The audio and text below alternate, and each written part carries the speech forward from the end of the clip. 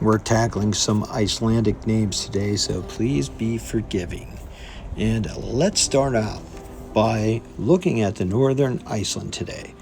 Varmahlid. It is a small village in northern Iceland. And how small? It is a population of 140 people. This little village harbors some very interesting sites, such as the classic turf church, a turf village, workshops, artifacts, and more. We'll cover some of these unique details that explain what turf houses are and some of the individual buildings in the region as well. Timber Adventures visited this location in 2019, and we thank you for visiting along with us again in this video. Please like and share as well. The area also has the Skogafjoror Folk Museum, which is an informative and fascinating place to visit. It is another open-air museum where you may wander along through the turf houses and the former little village.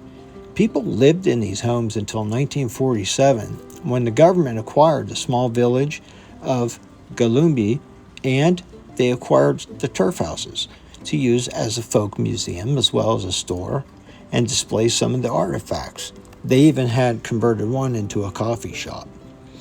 This is considered an outdoor settlement museum.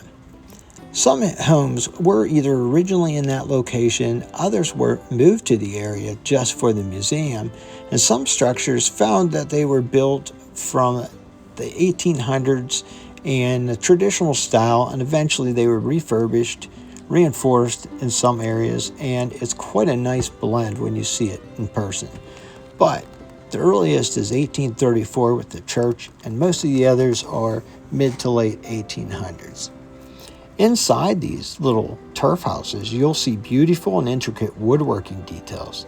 Quite a bit of the living room, and actually very spacious for these buildings appearing small. And all the space is used very wisely inside. There's not a space to waste when the space is limited, and that is clear when you walk into these places. Another detail that I noticed was how small the doorways, the length of the beds, the ceilings, very small. I'd be sleeping in the fetal position. The old turf houses contain artifacts of domestic home living, tools that were used in the traditional methods of building and lifetime tasks at that time. There are a few workshops that are also set up, and you can see how these tools of the trade of the time were actually put into use in daily life. The turf houses. Turf houses, as I've mentioned a couple times in prior videos, are sod houses, or soddies as they call them. These turf houses were constructed by digging at the banks, and half of the turf house was underground. They would cut blocks of roots and grass and make a rectangle frame. Often, they would place a second layer for insulation and often for looks. They actually had cosmetic looks to each of these. Sometimes it would use a herringbone pattern. Then the roofs would be heaped upon with the roots and the grass, and frequently the grass would grow again, and the roofing and the houses would blend into the natural landscape. The way they were positioned also helped with wind and inclement weather. This helped maintain some temperature control as well, since the house was half underground. So turf houses and farmhouses are often common in prairie regions where hardwoods are scarce. Hardwoods that are used are basically used in the framing. So they take these chunks of peat moss and prairie grass and roots and low-lying vegetation, and they take these and they form chunks and they start putting them in place. The floor in the place is usually dirt or stone or even wood, depending on the actual designated use for that building. They are common to find in Icelandic regions and in other areas because the thick, tough roots of the prairie grass are plentiful. Without too many trees or rocks, they were commonly taking the place of the log cabins. When it came to flooring, if it had a wood floor, it was for habitation. If it was a stone floor, it was probably utilized for a workshop area. If it was straw, then they were occasionally used, as well as dirt, for animals, shelter, or to corral the animals together for protection. So these soddies are a tad bit different from traditional ones that are found in this area.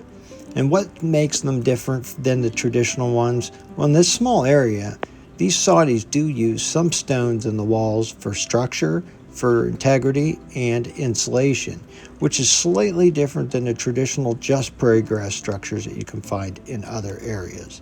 Some other cool facts, sometimes you'll find a turf house near a farm or in an open area that is not habitated or in use.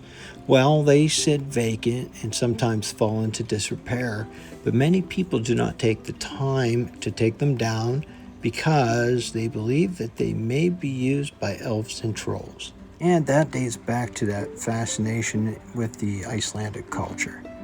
So, other details. You enter the front door and you enter into a great room. In the great room, there is a great fire.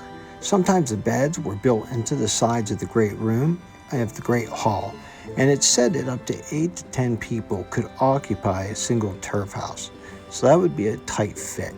The tradition of turf houses date back over 1,000 years and really only changed when the Viking longhouses were introduced to the people. Iceland did contain up to 30% of their total landmass as forested, but once population got in there, it was quickly utilized and used up. Approximately 50% of the total population of Icelanders lived in these turf houses from the 9th century up until the 20th century. That's right, 20th century. So 1967, they were pretty much no longer using them for habitation, and it was partly due to the lack of modern amenities and the complication of trying to make the turf houses more modern. So by modern, we're talking about electricity, running water, and septic. These open air and settlement museums are seasonally open, and times differ by those seasons of winter and almost winter. In honesty, we were visiting in September and the weather was idyllic with warm temperatures, cool nights, and fantastic weather with no rain. So, as they say in Iceland, if you don't like the weather, wait 5 minutes. It will change.